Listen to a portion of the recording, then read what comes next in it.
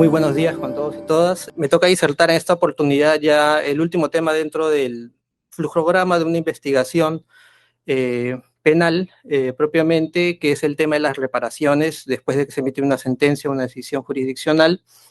Y voy a dividir la presentación en dos ámbitos, uno a nivel interno y otro a nivel del Sistema Interamericano de Protección de Derechos Humanos, para que ustedes puedan comparar cómo es el razonamiento judicial de los jueces nacionales y de la Corte Interamericana, y también puedan comparar los actores que intervienen en cada tipo de proceso, ya sea sede supranacional o sede interna, también los tipos y medidas de reparación que se otorgan en casos de graves violaciones a los derechos humanos, en los cuales podemos diferenciar eh, cuáles son las medidas que a nivel interno, de acuerdo al Código Penal, se indican en una sentencia condenatoria y también a nivel de la Corte Interamericana cuáles son las medidas que la Corte emite en relación cuando determina la responsabilidad internacional de un Estado.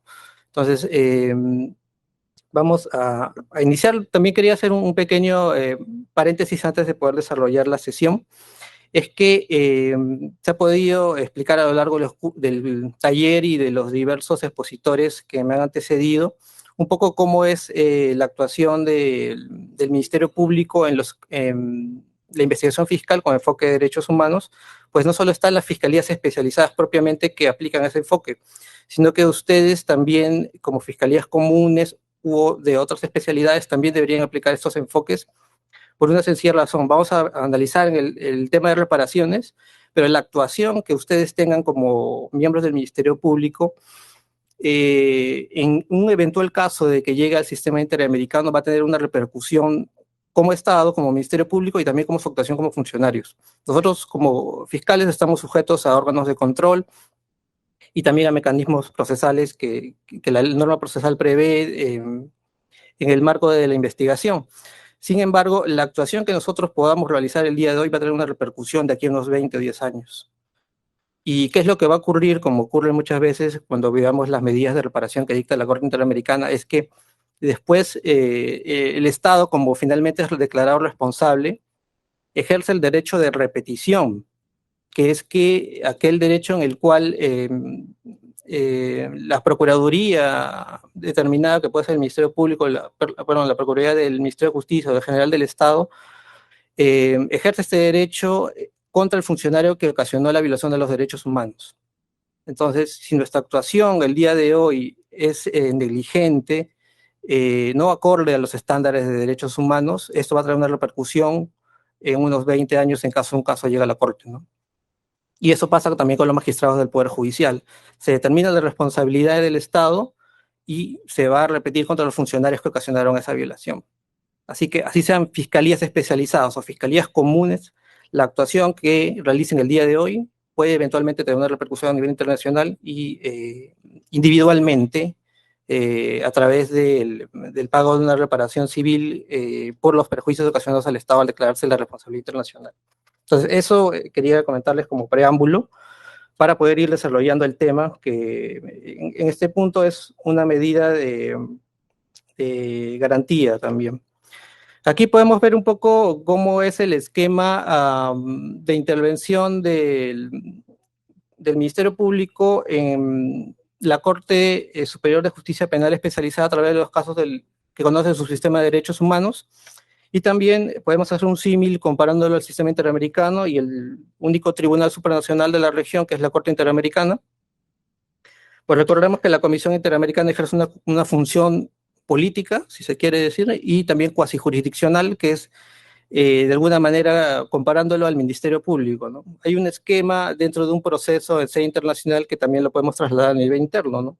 Existe la defensa pública o privada que se ejerce a nivel interno y a nivel del sistema interamericano también hay defensa de víctimas y también una defensoría pública interamericana que está conformada por diversos fiscales de la región de Latinoamérica que ejercen de manera gratuita a quienes no pueden costar un proceso en sede supranacional.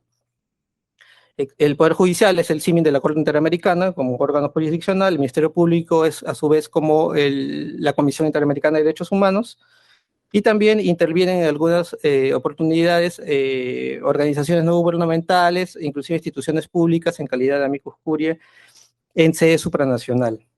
Y en el caso interno también pueden incorporarse procuradurías públicas especializadas dependiendo de los hechos del caso y los delitos cuando se trate de perjuicio del Estado, ¿no? Que ejercen la defensa jurídica.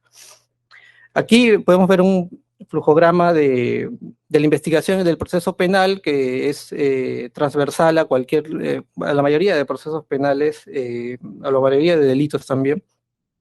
Sin embargo, en el caso de las fiscalías especializadas en derechos humanos, nosotros aplicamos desde un inicio diversos enfoques diferenciados tratándose de la condición de la víctima, ¿no?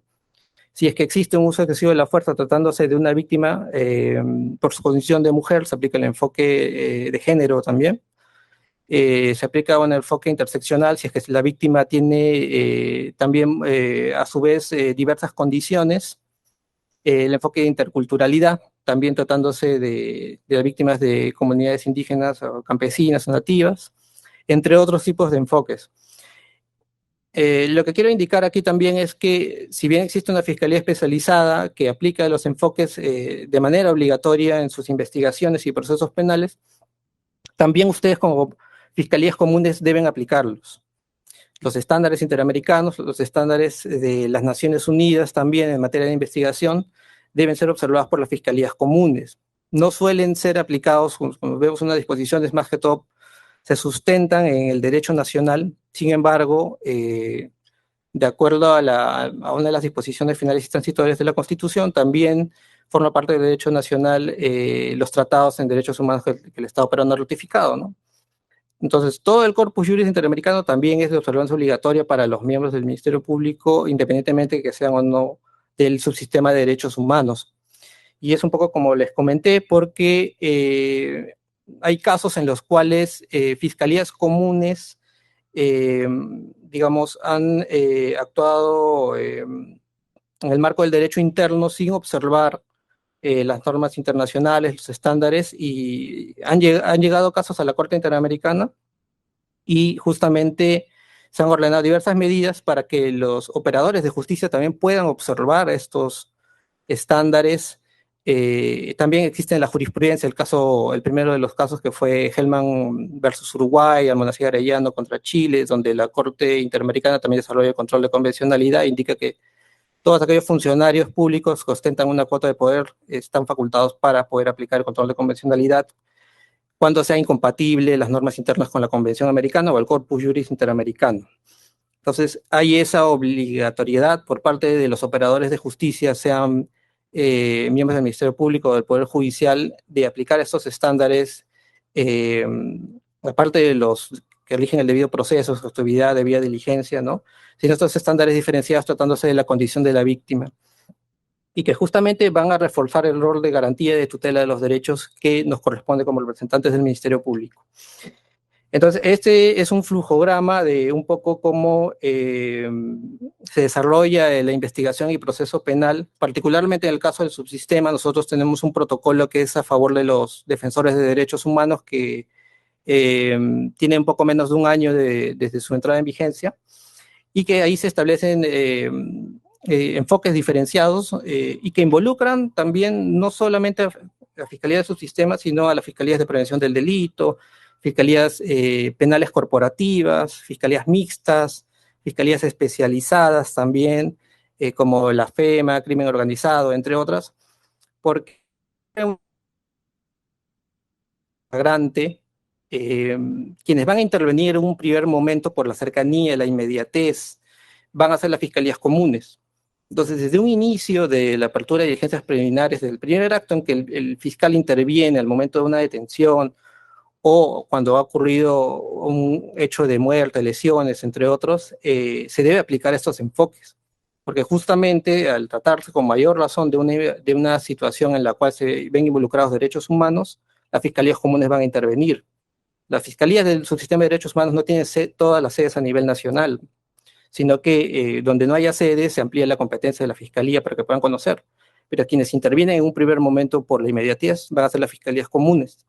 Entonces, desde ahí se va a hacer un análisis de la actuación del Ministerio Público con estos enfoques que son obligatorios para garantizar la tutela de los derechos de las personas, tanto detenidas y en general de todas las partes involucradas. Entonces, en ese protocolo que les indico de defensores de derechos humanos, que también está publicado en la página web, si no lo han visto, les recomiendo que lo revisen porque también es de obligatorio cumplimiento y observancia para las fiscalías comunes especializadas a nivel nacional. En el lado derecho podemos ver las reparaciones a nivel de la Corte Superior Nacional de Justicia Penal Especializada, que era la ex Sala Penal Nacional. Si bien en casos de graves violaciones a los derechos humanos no se aplican penas restrictivas de libertad, limitativas o derechos de multa justamente por la gravedad de los hechos, solo se aplican penas privativas de libertad y un pago de reparación civil. Y hay medidas en los casos de desaparición forzada en los que el órgano jurisdiccional dispone que se apertura una investigación por la búsqueda de las personas desaparecidas. No solo esto se da en el contexto del periodo de violencia política del 80 al 2000, sino que también hay un caso de un ciudadano argentino que también desapareció, parece en el 2013-14, que es Bruno Shell, que está fuera del margen del periodo de violencia y donde también el órgano jurisdiccional dispuso que se ubique a través de una investigación policial el paradero de esta víctima porque nunca apareció finalmente, ¿no? Se condenó a los autores. Es un caso de desaparición forzada que lo llevó la Segunda Fiscalía Superior Penal y en la cual se ordenaron estas medidas de reparación. Los jueces nacionales aplican las medidas que establece el Código Penal, pero en casos de violaciones a los derechos humanos también se dispuso la ubicación del paradero de esta víctima o de sus restos en todo caso para la entrega digna. Entonces vemos aquí un poco el esquema a nivel nacional de cómo es que los órganos jurisdiccionales en el marco del derecho interno disponen este tipo de penas y medidas de reparación para las víctimas de violaciones a los derechos humanos. Pero, por ejemplo, en el caso del protocolo que les comento de defensores, lo que se busca es un poco hacer un símil con las reparaciones integrales que otorga la Corte Interamericana, ¿no? Tratándose de graves violaciones a los derechos humanos, porque lo que ahora se va a seguir en el campo de esa especialidad es buscar reparaciones integrales. Y no solamente la actuación del Ministerio Público puede estar enmarcada en la búsqueda, en la obtención de una pena privativa de libertad o el pago de una reparación civil, sino ir más allá. Es una de las nuevas propuestas, nuevas visiones que se busca implementar en el marco de los defensores de derechos humanos y también en el caso de graves violaciones a los derechos humanos, ¿no? Si bien no son, digamos, medidas reguladas a nivel del Código Penal, pero que también podrían perfectamente encajar conforme a los estándares internacionales sobre la materia en caso de violaciones a los derechos humanos, ¿no? También podría darse en el caso de investigaciones sobre delitos comunes, ¿no? Dependiendo de los hechos, de la gravedad en el que han ocurrido, ¿no? Porque estos enfoques son transversales a cualquier investigación en el marco del acceso a la justicia.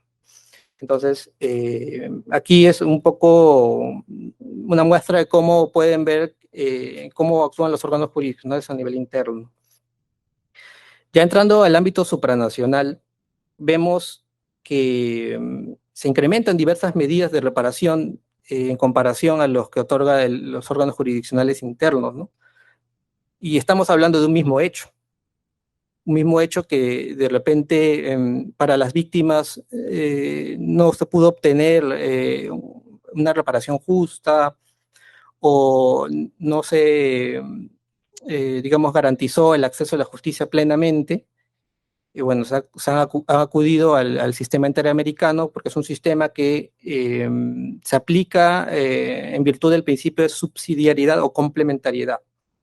Es igual como cualquier sistema internacional, ¿no? Siempre y cuando la jurisdicción interna no haya respondido adecuadamente, las víctimas pueden acudir a sede supranacional. Entonces, aquí podemos ver un catálogo de medidas de reparaciones integrales que la Corte Interamericana ha desarrollado a lo largo de su jurisprudencia y que también involucra otro tipo de medidas, ¿no? para el Estado responsable. En el caso de las medidas de justicia, cuando ha habido una eficiente investigación o no ha habido una respuesta oportuna de los órganos jurisdiccionales, la Corte Interamericana ha dispuesto que vuelvan a investigarse los hechos que originaron las violaciones a los derechos humanos y por tanto ordena al Estado responsable medidas para investigar, juzgar y sancionar a los responsables de las violaciones cometidas. Y esto, a pesar de inclusive de que sí, efectivamente haya habido una investigación, sin embargo, no se haya ajustado esta investigación a los estándares internacionales, ¿no? Generando una situación de impunidad muchas veces. Entonces, la Corte analiza la actuación desde el nivel policial, la actuación del Ministerio Público y la actuación de los órganos jurisdiccionales a nivel interno para poder concluir si es que hubo o no una investigación ajustada a los estándares internacionales, a la exhaustividad, a la debida diligencia, y en base a eso ordena este tipo de medidas de reparación, como la medida de acceso a la justicia.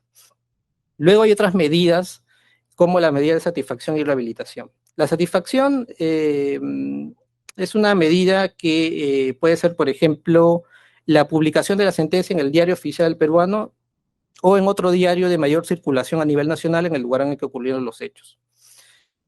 Otras medidas de satisfacción que ordena la Corte Interamericana es las disculpas en acto público. Inclusive en algunos casos, como el caso Castro Castro en el 2006, ordenó disculpas públicas que sean emitidas por medios radiales y televisivos. Y esto para generar una conciencia en la sociedad y en los representantes del Estado de las graves afectaciones a los derechos humanos que puede ocurrir y así generar que se cree esta conciencia en la sociedad para evitar que vuelvan justamente a ocasionarse estos hechos. Otras medidas como las de rehabilitación, en las cuales ordena que el Estado otorgue becas educativas a los hijos de las víctimas, otorgue seguros de salud, prestaciones en salud, medicamentos, gastos de transporte. También, por ejemplo, en el caso Santa Bárbara, es un caso que ocurrió en Huancavelica, donde una patrulla del ejército aniquiló a 15 pobladores de la comunidad de Rodeopampa. Ordenó también que otorguen vicuñas, alpacas a los miembros de la comunidad, a los familiares de los fallecidos de la comunidad, como medida de compensación también, o su equivalente en moneda local. Entonces, ahí se establecen este tipo de medidas donde también se otorgan medidas de rehabilitaciones económicos productivas, ¿no? Se otorgan también viviendas a los familiares de las víctimas. Entonces, más allá del pago de reparaciones económicas que pueda haber por la violación a los derechos humanos, se otorgan este tipo de medidas integrales porque justamente la Corte entiende que un hecho tan execrable puede originar diversas afectaciones, no solo a la víctima, sino a su entorno, su núcleo familiar, su núcleo personal, y que esa es una situación irreversible como la pérdida de la vida en la cual se ven mermados las aspiraciones de la familia, del entorno, de los padres, de los hijos, y trunca el proyecto de vida la violación a los derechos humanos. Entonces, la Corte entiende que una reparación justa y adecuada debe ser una reparación integral, ¿no? En el marco de las garantías de no repetición, podemos ver que la Corte ha dictado diversos tipos de medidas, como por ejemplo que se elimine del ordenamiento jurídico por cualquier ley que sea incompatible de la convención que tienda a eximir de responsabilidad penal a los casos de graves violaciones a los derechos humanos.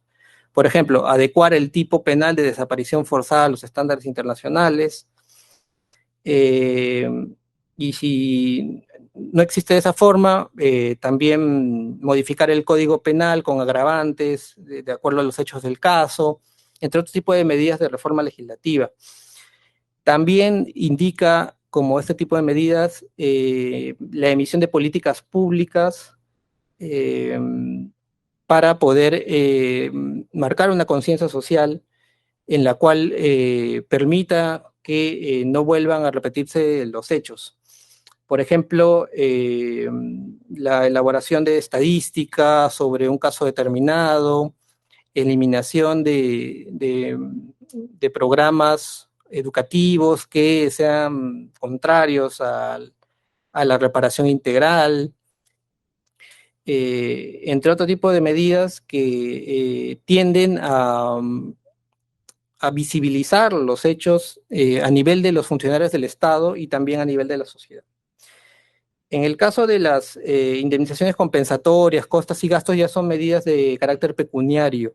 Ahí la Corte Interamericana ordena el pago por daño material y por daño inmaterial, ¿no? En el inmaterial justamente es el daño moral que se ocasionó a la víctima, y en el daño material viene a ser todo lo que puede ser percibible económicamente, que se traduzca en pérdida de los ingresos. También puede ser el caso de lo que se dejó de percibir. Entonces, toda esa situación es analizada por la Corte Interamericana. Muchas veces es a criterio, ¿no? De repente en el derecho interno se puede hacer a través del cálculo de una fórmula.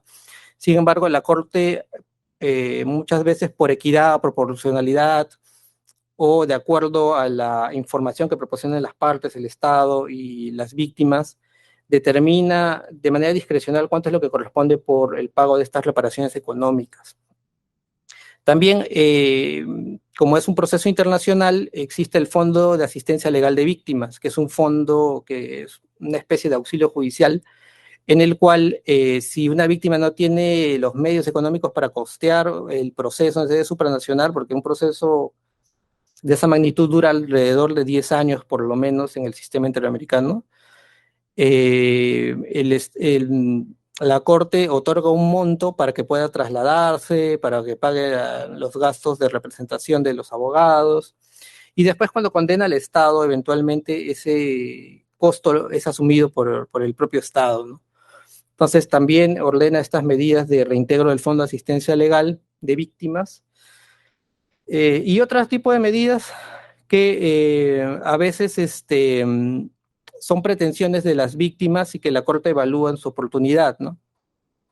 Por ejemplo, que algunas víctimas piden que se otorgue becas educativas en otros países, atención médica también en otros países. Entonces, muchas veces la Corte evalúa la pertinencia de otorgar una medida de reparación si es que nos ajusta a los hechos del caso, a la gravedad de la lesión. A veces se piden reparaciones colectivas también, ¿no? Y justamente a raíz de todo este tipo de reparaciones que conforman la reparación integral, el Estado peruano ha adoptado a través de diversas instituciones, diversas medidas para garantizar este tipo de reparaciones, ¿no? Se creó en su momento, en la época del periodo de violencia política, la CEMAN, que esta comisión multisectorial de alto nivel encargada de las reparaciones integrales. Hay reparaciones de rehabilitación, económico-productivas, económicas, entre otras. Eh, También hay rehabilitaciones en materia de salud, y justamente es para garantizar eh, que las víctimas y sus familiares puedan recibir una adecuada reparación. También, por ejemplo, en un contexto actual, estamos viendo que en el 2020 ocurrió las manifestaciones del caso Inti Brian. Actualmente también en el contexto se ha generado una serie de manifestaciones y que han ocurrido con lamentables muertes, heridos. También el Poder Ejecutivo creó una comisión especial para reparar a estas víctimas. Entonces, vemos cómo en materia de derechos humanos existe este compromiso estatal de poder de alguna forma repararlos al margen de un proceso penal, ¿no? Entonces, esto viene justamente ya por decisiones anteriores. Desde el año 2001 existe el comunicado de prensa conjunto que también desarrolla el cumplimiento de recomendaciones para el Estado y generó la implementación de estos organismos para poder cumplir esas recomendaciones, y que ahora sirven para implementar mesas de trabajo en relación a las reparaciones integrales que puedan darse independientemente de aquellas que se originen en un proceso penal, sean de carácter económico, ¿no? Entonces, esto ocurre particularmente en el caso de violaciones a los derechos humanos, ¿no? De repente, un delito común, no, el Estado no crea necesariamente una comisión para reparar integralmente a la víctima, pero tratándose de la connotación que hay y de los delitos, de la gravedad de los hechos, el Estado responde de esta manera y se asemeja un poco a los estándares que la propia Corte y la Comisión en diversos informes ha señalado respecto a las reparaciones en los casos de graves violaciones a los derechos humanos. Eso en cuanto a las reparaciones que otorga la Corte Interamericana. Aquí aterrizamos esas reparaciones, ustedes dirán, ¿y cómo se cumplen esas reparaciones a nivel interno? Tenemos aquí un cuadro comparativo de la legislación anterior y la legislación actual de cómo se ejecutan las sentencias emitidas por tribunales supranacionales. Hay una legislación anterior, que es la ley 27.775, la ley que regula el procedimiento de ejecución de sentencias emitidas por tribunales supranacionales, que es del año 2002, y la actual legislación, que también es la ley 30.137, que es la ley de priorización, que por lo general lo manejan las procuradurías públicas, que son las encargadas de hacer los pagos de reparaciones después de que ya se emite una sentencia condenatoria, ¿no? Este, y se persigue el pago de estas reparaciones para las víctimas. Esta ley también tuvo su reglamento en el año 2013, pero ya en el 2020 fue actualizado ese reglamento, y dado que en el año 2013 no fue desarrollado adecuadamente este reglamento, no digamos, se enmarcaba necesariamente en aspectos que tengan que ver con ejecución de sentencias de la Corte Interamericana. Entonces, el reglamento del año 2020 sí es un reglamento más completo, también lo pueden revisar y pueden, digamos, ver cuál es el camino desde que la Corte Interamericana notifica una sentencia al Estado peruano y cómo finalmente concluye la ejecución y posterior archivo del caso ante la Corte Interamericana. El Estado tiene un gran atraso procesal ante el sistema interamericano en materia de peticiones y casos, y en casos de la Corte Interamericana en materia de cumplimiento. Es donde recuerdo solo habían 2 o 3 casos de los 50 y tantos que tiene el Estado que ha cumplido en su totalidad, que es, me parece, el caso Castillo Petruzzi, Lori Berenson, por ahí. Y el caso Cordero Bernal es un caso donde no se determinó responsabilidad del Estado, que era el caso de un ex magistrado del Poder Judicial. Pero digamos, la cifra de cumplimiento de sentencias de la Corte Interamericana del Estado es la más baja de la región. Y vamos a ver cuáles son las causas, ¿no? ¿Por qué no se cumplen las sentencias a pesar de que hay un marco legal interno que establece un procedimiento de ejecución? Y a su vez tenemos la legislación anterior. Aquí, de repente, no están tanto en la práctica, en el campo de las ejecuciones de sentencias. Sin embargo, la nueva reglamentación derogó tácitamente a la ley 27.775, porque anteriormente, a raíz de esta ley, el Poder Judicial creó órganos de ejecución de sentencias supranacionales, que está a cargo de la Corte Superior de Justicia de Lima, en donde se hace imagínense, les pongo un caso hipotético. Imagínense que una persona hace una denuncia ante la policía, llega al Ministerio Público, el Ministerio Público acusa, llega al Poder Judicial y el Poder Judicial archiva el caso. Se van a la Comisión Interamericana, luego a la Corte Interamericana, la Corte emite sentencia, y uno pensaría que la sentencia de la Corte Interamericana es más expeditiva, de fácil cumplimiento, más eficaz, pero ocurre todo lo contrario. Con esta ley 27.775, lo que ocurría es que después de emitir una sentencia de la Corte Interamericana, regresaba otra vez al Poder Judicial, porque se consideraba que necesariamente la ejecución de una sentencia debe pasar por un control jurisdiccional. Entonces, una persona que litigó 10 años a nivel interno, 10 años más en el sistema interamericano, vuelve al Poder Judicial y ya sabemos cómo funcionan los órganos jurisdiccionales por la sobrecarga procesal. O sea, 10 años más para que se ejecuta la sentencia que volvió al Poder Judicial. Eso ocurría con esta ley. El atraso procesal era bastante significativo en los órganos hasta la actualidad, y creo que solo había un único juzgado de ejecución de sentencias supranacionales. Intervenía en ese proceso como calidad de parte la Procuraduría Pública del Ministerio de Justicia como representante del Estado y las víctimas. Nuevamente se aperturaba el proceso, el expediente, tenían que designar abogado. Ocurría lo mismo. Si había un auto que apelar, una resolución judicial, o, tendría que verlo la sala civil nuevamente. Entonces, eso generaba que el justiciable, después de haber pasado una grave violación a los derechos humanos, vuelva al Poder Judicial. Y son muy pocas sentencias en las que se ha cumplido el pago de las reparaciones a través de este sistema de ejecución de sentencias. Entonces, vemos que, y como ocurre en muchos otros aspectos, ¿no? La norma es muy perfecta en el papel, sin embargo, en la aplicación se presentan estas circunstancias.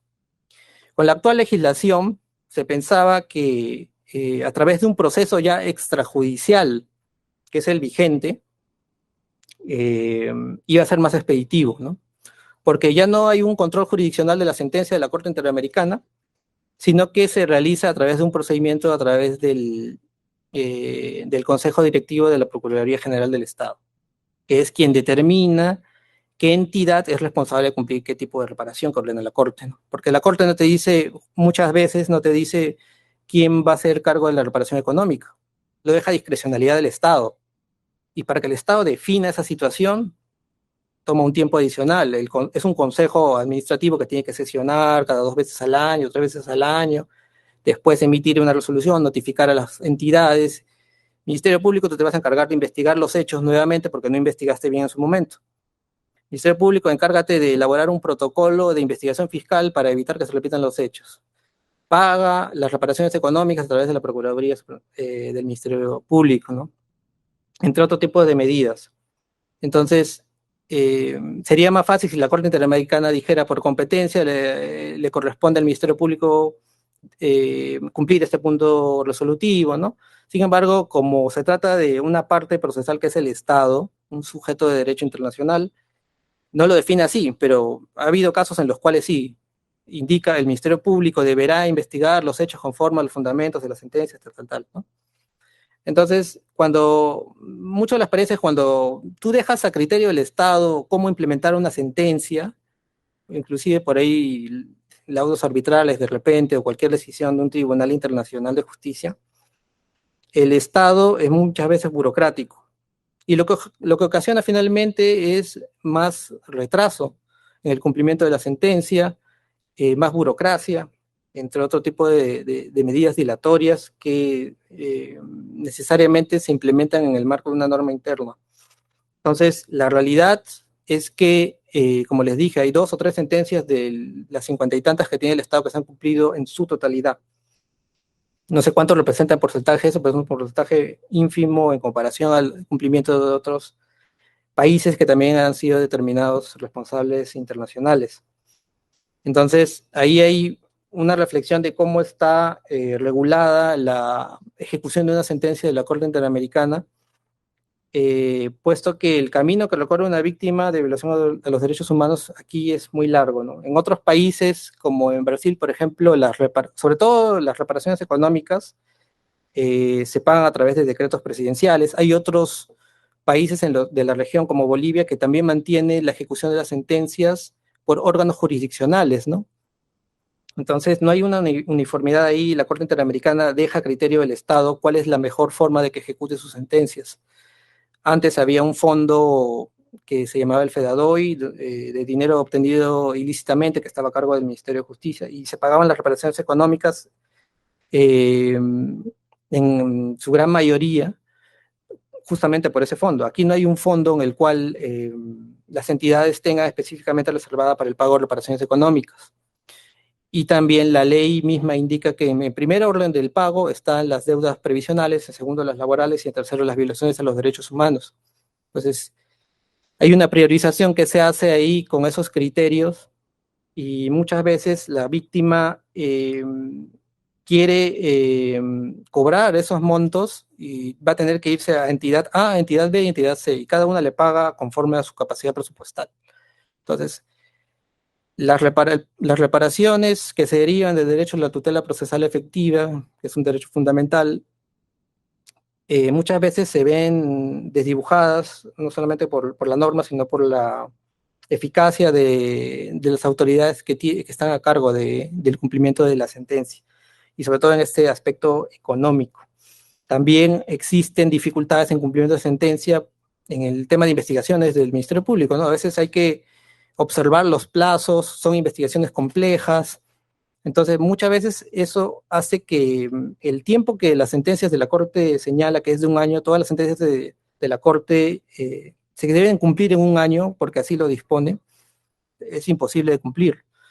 Eh, entonces, la investigación y sanción a los responsables debe ser en un año, eso es muy difícil de cumplir.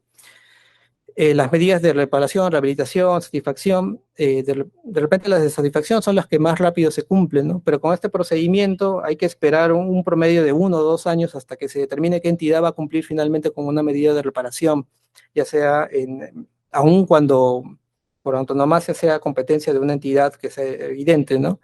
Muchas entidades en la práctica indican, no hay una resolución de por medio, yo no puedo cumplir una sentencia de la Corte directamente, ¿no? Aun cuando sean cuestiones propias de su competencia. Entonces, aquí nuevamente volvemos al eje central, ¿no? Las víctimas son el eje central y parte fundamental del trabajo que hacemos como Ministerio Público. Y en violaciones a los derechos humanos existe esta normatividad que más que dinamizar, más que hacer más efectivo el cumplimiento de una sentencia, pues hace que se dilate mucho más su cumplimiento, ¿no? Y de aquí a 10 años nos vamos a dar cuenta cuántas sentencias más han cumplido, ¿no? Entonces, eso es una manera de llamar a la reflexión de cómo está diseñado nuestro ordenamiento jurídico para el caso de graves violaciones a los derechos humanos cuando se tratan de sentencias de la Corte Interamericana, ¿no? Y bueno, es lo que quería comentarles ahora en el tema de las reparaciones de graves violaciones a los derechos humanos. También hay un campo que ve que es el derecho penal internacional sobre delitos de lesa humanidad, crímenes de guerra, pero eso ya es un tema de una exposición aparte. Y bueno, es lo que quería comentarles, quedo atentos a las preguntas que puedan haber sobre este tema. Muchas gracias. Muchas gracias, doctor. Doctor, ¿qué cambios propondría usted, en todo caso, respecto a lo que acabamos de escuchar, la regulación que tiene el país, ¿no? Para las reparaciones de las víctimas? ¿Qué es lo que usted cambiaría, en todo caso? ¿Qué propuesta haría para mejorar esta situación? Sí, gracias. De la práctica, lo que he podido ver, lo que demora más en cumplir es medidas de investigación y sanción a los responsables a través del Ministerio Público y del Poder Judicial. Demora por las causas que todos conocemos, ¿no? Sobre todo cuando se trata de casos complejos. Y lo otro es el pago de reparaciones económicas, que también hay falta de presupuesto, no hay un fondo específico para el cumplimiento de una sentencia de la Corte.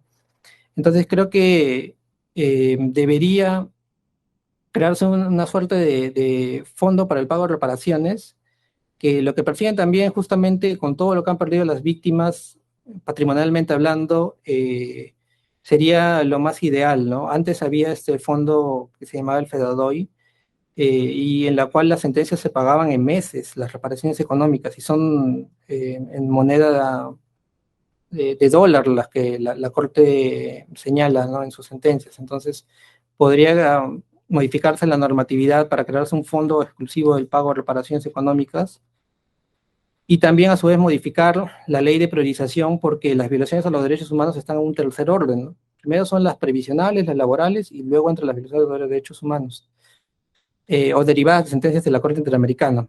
También hay derechos humanos que tienen carácter laboral, previsional, de derechos como los DESCA, ¿no? Ambientales, económicos, sociales, culturales. Entonces, más que todo por todo el itinerario que sigue la víctima desde que ocurre la violación, ¿no? A nivel interno ocurren 10, 15 años, a nivel del sistema interamericano 15 años más, y aquí esperar 10 años más hasta que le paguen. Entonces, eso torna ineficaz la actuación del Estado y también de las instituciones, ¿no? En la respuesta que busca obtener la víctima. Entonces creo que la modificación normativa iría en ese sentido. Y en el caso de las investigaciones es un poco más complicado el tema. De la práctica he podido ver que sí hay casos en los cuales las investigaciones fluyen mucho más rápido. Sin embargo, al tratarse de violaciones a los derechos humanos del periodo 80 al 2000, estamos hablando de más de 30 años de que ocurrieron los hechos, eh, ya los testigos han fallecido, entre otros aspectos que dificultan el pleno esclarecimiento de los hechos, ¿no? La individualización de los autores. Sin embargo, ahí la Corte Interamericana también en sentencias ha indicado que la obligación de investigar es una de medios y no de resultados. Entonces, el fiscal deberá agotar todos los medios posibles que estén a su alcance para lograr el esclarecimiento de los hechos, la búsqueda de la verdad. Y lo mismo ocurre en el campo de las investigaciones humanitarias cuando hay desaparecidos, ¿no? Si el Estado acredita que ha logrado por todos los medios posibles lograr ubicar el paradero de la víctima, para la Corte Interamericana es un estándar que inclusive puede ser cerrado en el marco de una sentencia de la Corte, ¿no? Si el Estado acredita esa situación, cumple con el deber y con la obligación ante el sistema, ¿no? Muchas gracias por la respuesta. Doctor, nos indica, tenemos dos participaciones más. Por aquí comenzamos, por favor, estimada Cassandra. Alcanza el micrófono. Doctor, felicidades por su ponencia. Gracias. Muchas gracias por impartirnos esos conocimientos. ¿Qué opinión le merece el caso Cruz Sánchez, donde no hubo demanda de daños materiales, pero sí al hermano de la víctima le dieron atención psicosocial y salud? Bueno, ¿cuál es su opinión al respecto? Gracias. Bueno, el caso Cruz Sánchez, para los que no conocen, es el caso Chavín de Huántar. Que de repente el expositor Juan Jiménez, que también fue parte de la delegación del Estado, lo habrá comentado en la mañana. Fue una sentencia del año 2015 donde principalmente se analizó la obligación que tiene el Estado de investigar los hechos al tratarse de presuntas ejecuciones extrajudiciales a los miembros del MRTA. Entonces, la Corte, recuerdo que hizo una inspección judicial en Perú, hizo una recreación de los hechos y se constituyó la embajada, se formó una delegación del Estado peruano para defender justamente la no responsabilidad internacional del Estado, pero lo que recuerdo es que ocurrió es que finalmente no hubo una respuesta judicial adecuada porque la Corte declaró que el Estado violó los derechos a la protección y garantía judicial, que es el 8 y 25 de la Convención, dado que no se determinó la responsabilidad de los autores de las presuntas ejecuciones extrajudiciales, dado que ellos verificaron a través de informes balísticos, peritos especializados en derecho operacional y derecho internacional humanitario en su momento, que es, para los que no conocen, es el derecho a los conflictos armados. Determinaron que a través de las pericias balísticas, la posición de los cuerpos, y aparentemente que los miembros del MRTA se encontraban en un estado de rendición. Los militares que participaban dentro de la operación los habrían ejecutado. Entonces, la Corte indicó que el Estado no investigó adecuadamente y no determinó digamos, las responsabilidades a que hubiera lugar, y por eso dispuso que se continúe con la investigación.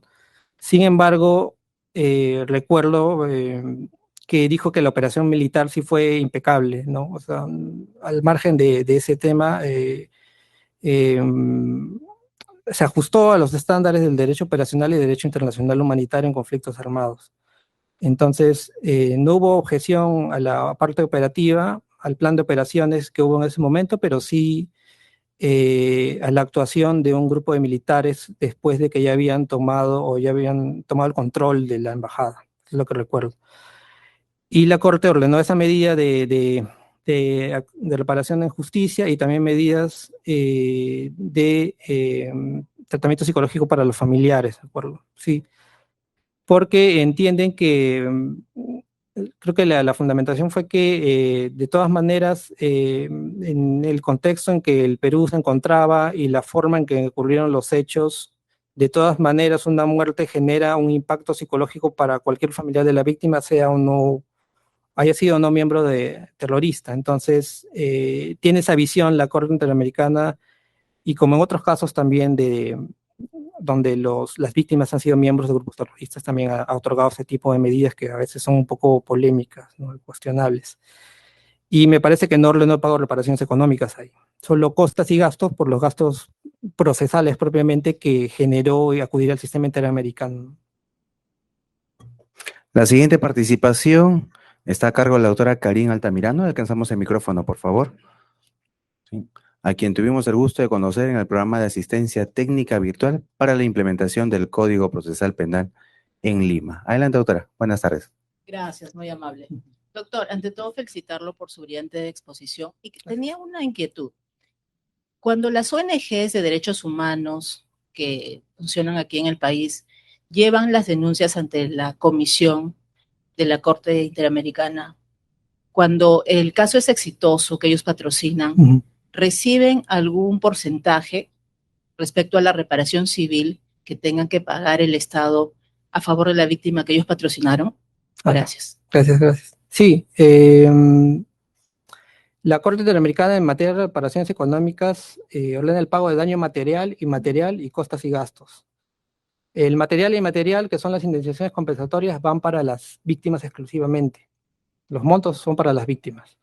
Las costas y gastos sí son para los abogados, pero la Corte no es que determine, o en su mayoría de los casos no es que determine que han habido 3 abogados que han ejercido la defensa en sede supranacional y yo ordeno que se le pague $80,000, ¿no? Sino que muchas veces la Corte en la sentencia ya distingue, ¿no?